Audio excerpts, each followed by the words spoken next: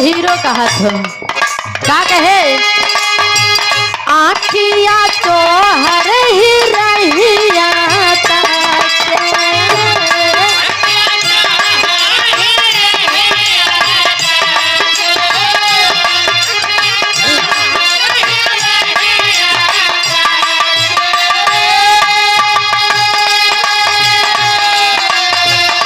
गईलू कैसन रोग धरा के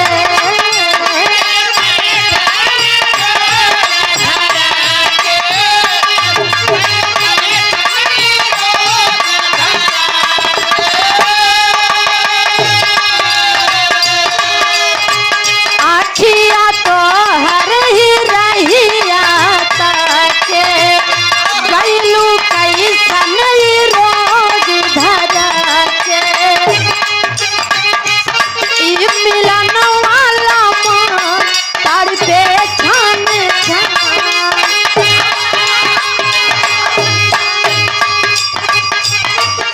मिलन वाला मन तार पे छान छान दिल हमारे लागे कहीं ना ओ साथी रे तेरे बिना भी क्या जीना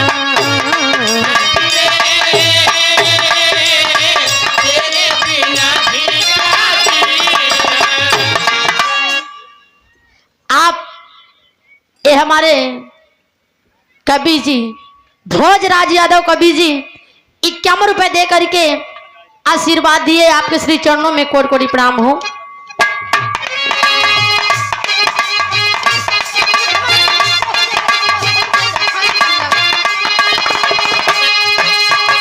फूलों की कलियों में सपनों की गलियों में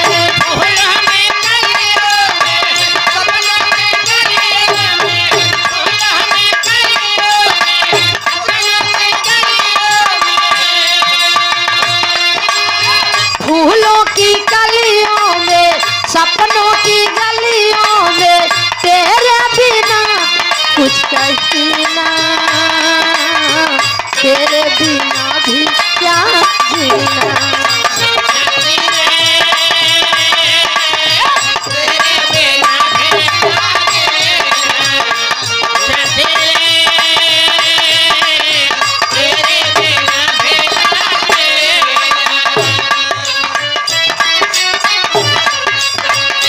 तेरे चेहरे से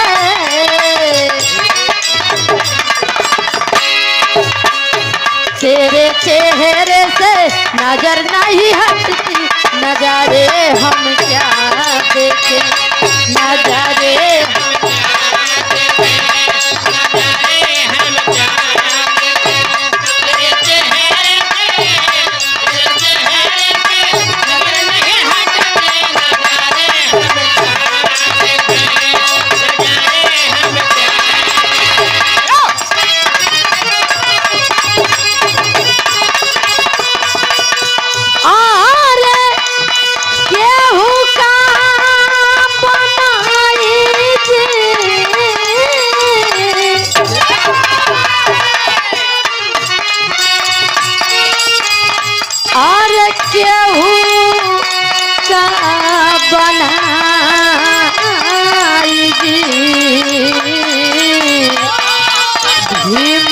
बनवले जवान बाबा साहब जी बनवले जवान केहू का बनाई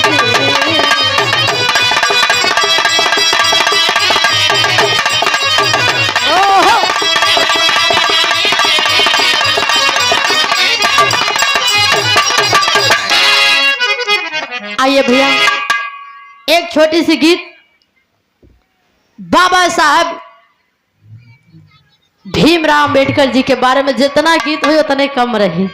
हाँ बहुत बढ़िया गीत है हमारे गुरु जी सुनाए। एक छोटी सी गीत हमारे तरफ से आओ भैया।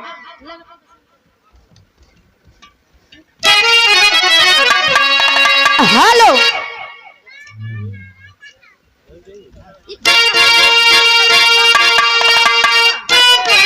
हेलो हेलो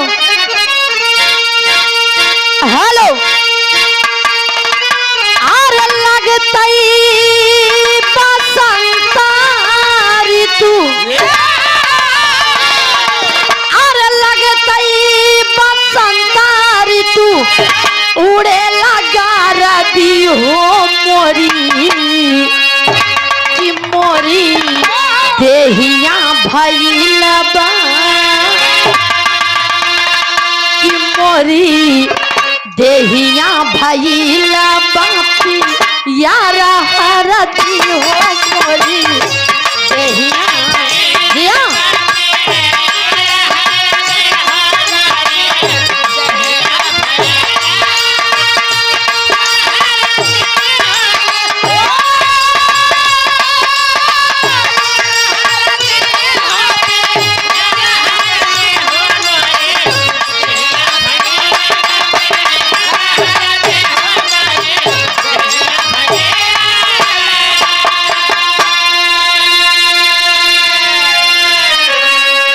लेकिन गौर करेंगे बाबूजी, आज हम सब के बीच में भारत रत्न कहे जाने वाले बाबा साहब भीमराव अंबेडकर जी नहीं हैं।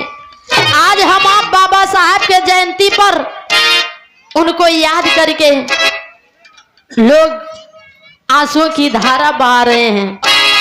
दिल गमगीन है बाबू, कहना है कैसे?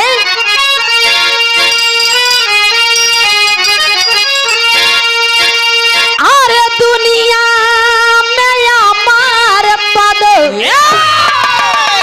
अरे दुनिया में अमर पद पाई गाइले हो हमारे भारत के रतानावा राई गाइले हो हमारे भारत के रतानावा।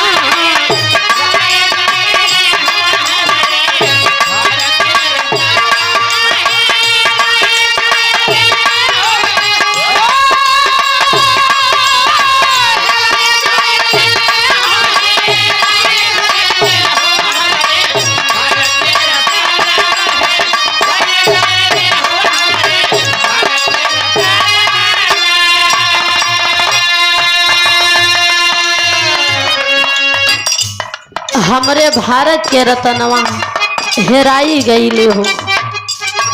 और क्या कहना है?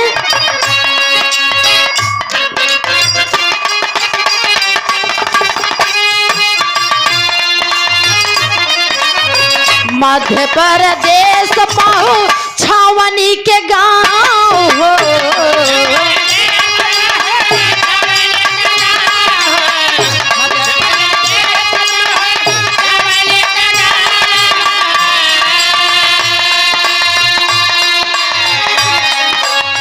जन्म बाबा साहब मिटल जग से भेदभाव हो।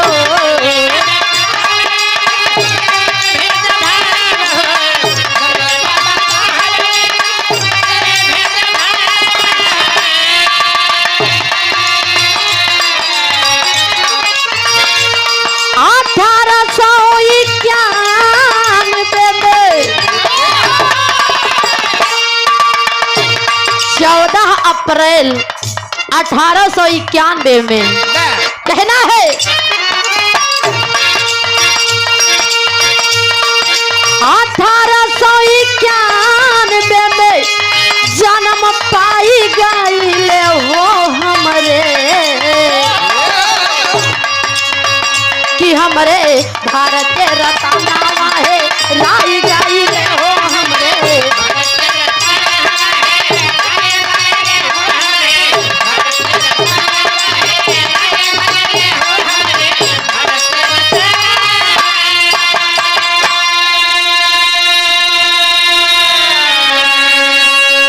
गौर करेंगे बाबूजी, 14 अप्रैल 1891 के दिन था। 14 अप्रैल 1891 को बाबा साहब भीमराव अंबेडकर जी का जन्म हुआ। उस समय मध्य प्रदेश गांव महोछावनी में खुशियों का ठिकाना ना रहा। होता है क्या?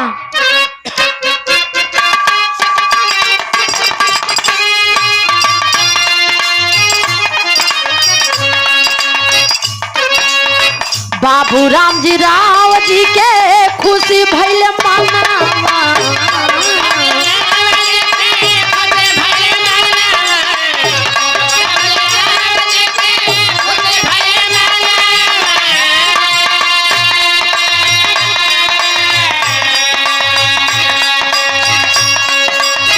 भीमा बाई माई के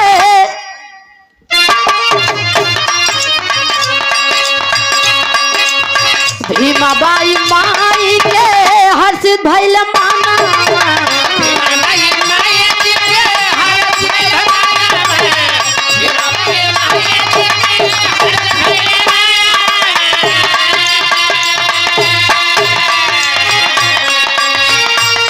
केहू जवन कइले ना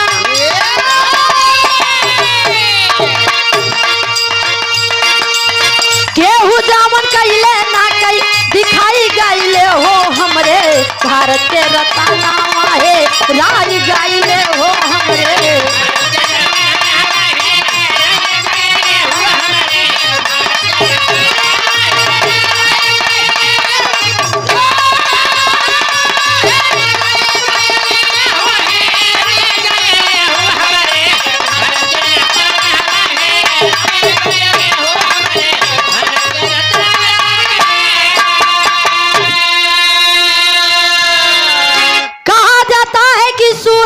क्या पता कि चांद क्या होता है सूरज को क्या पता कि चांद क्या होता है धरती को क्या पता कि आसमान क्या होता है और जो सब दिन भीख मांग के खाए हैं भैया उन्हें क्या पता कि बाबा साहब का संविधान क्या होता है कहना है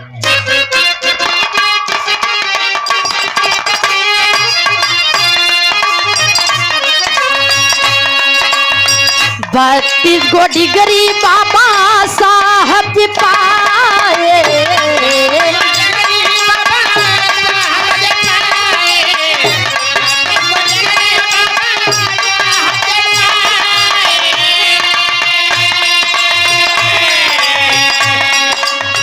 पूरे भारत देशवा के रतन कहाए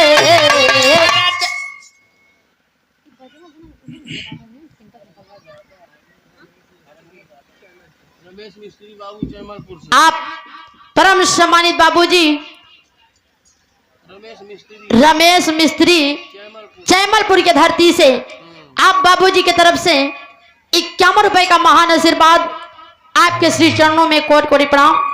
आशीर्वाद दे कि हम बच्चे अपनी कला में कामयाब रहें। कहना है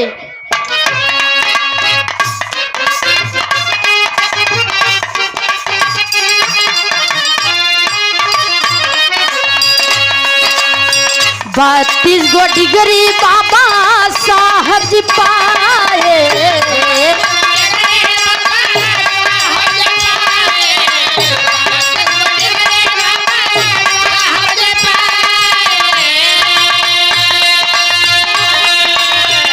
गौर करेंगे बाबूजी 32 डिग्रियां हमारे भारत के रत्न कहे जाने वाले बाबा साहब अम्बेडकर जी हासिल किए थे।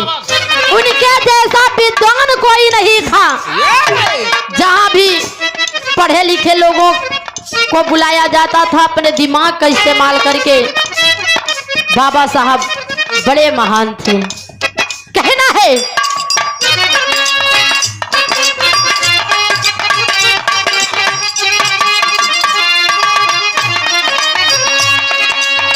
पूरे भारत देशवा के रतन कहाए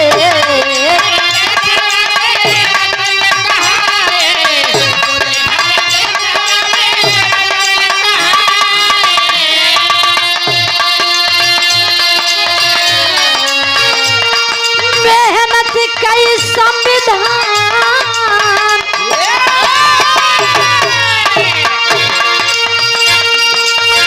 मेहनत कई संविधान रचाई गइले हो हमरे कि हमरे भारत के रतनवा है राई गइले हो हमरे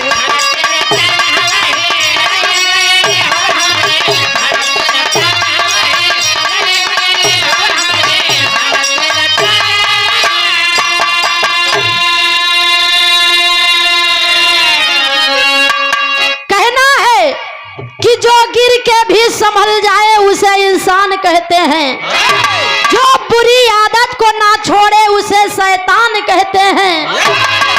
लिखने को तो बहुत लोगों ने बहुत किताबें लिखी, लेकिन जो हमारे बाबा साहब ने लिखा उसे भारत का संविधान कहते हैं। और क्या कहना है भैया?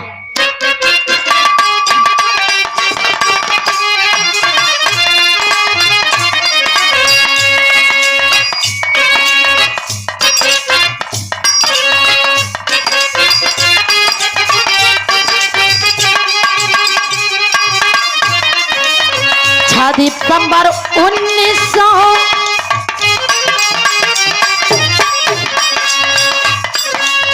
6 दिसंबर 1956 के साल हो,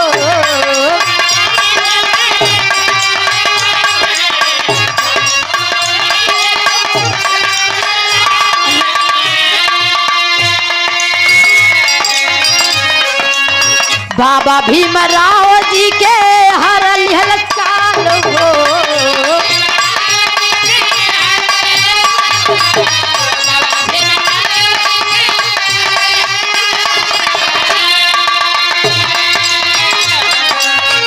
गौर करेंगे बाबूजी, बाबा साहब जी का जन्म 14 अप्रैल 1891 में हुआ, लेकिन उनकी मृत्यु 6 दिसंबर 1956 को हुई। कुल बाबा साहब जी 65 वर्ष की जिंदगी जिए थे। कहना है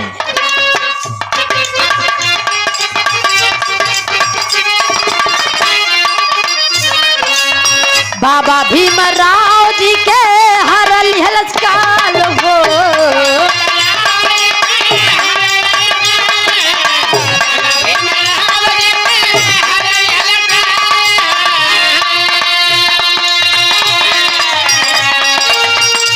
और दलितों का सपना,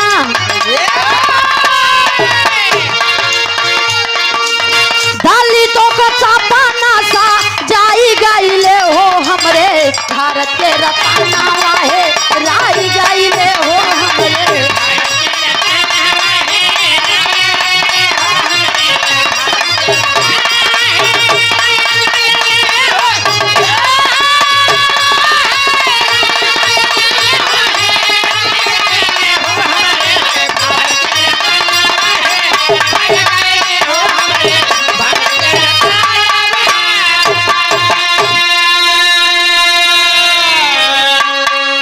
दलितों का सपना सजाई गईले हो हमारे भारत के रतनवा हेराई गईले। आज हम आप बाबा साहब को याद करके उनकी जयंती मना रहे हैं। जो किसी ने न कर दिखाया वो हमारे बाबा साहब जी ने कर दिखाया, और हम आपको अधिकार दिलाए। आज हम आप पढ़ लिख रहे हैं, नौकरियां पा रहे हैं बापू। और क्या कहना है आखिरी लाइन में?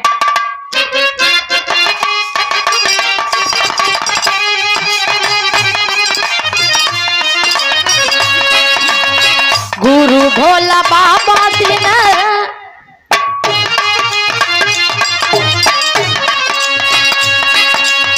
गुरु भोला बाबा दिन स्वर्गवा में गईले।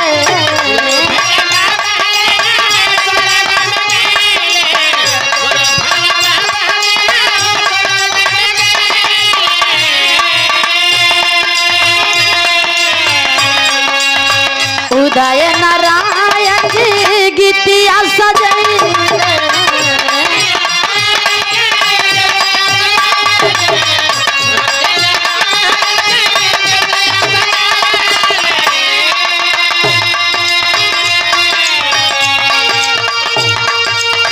नीलम राज सभा में,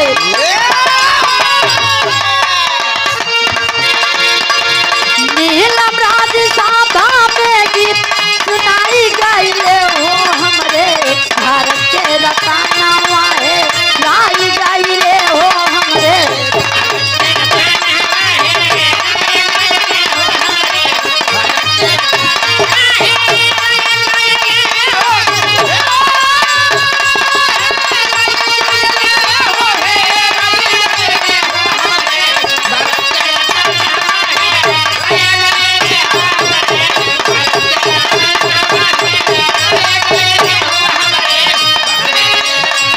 भारत के रतनवा